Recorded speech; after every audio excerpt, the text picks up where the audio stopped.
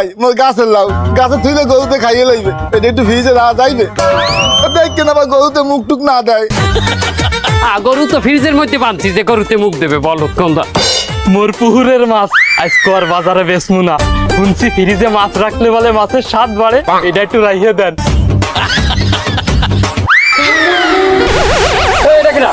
আমার বউ কি ফ্রিজে আন দাবি না না আপনি ফ্রিজ কিনতে ভুল না ওই মুরাদ চালুন রাইনতে লইছে ওরা আবার স্বাদ রাখবে বেন্ডে কালে ফ্রিজে ঠান্ডা তরকারি দিয়ে কটা পান্তা ভাত খাইবে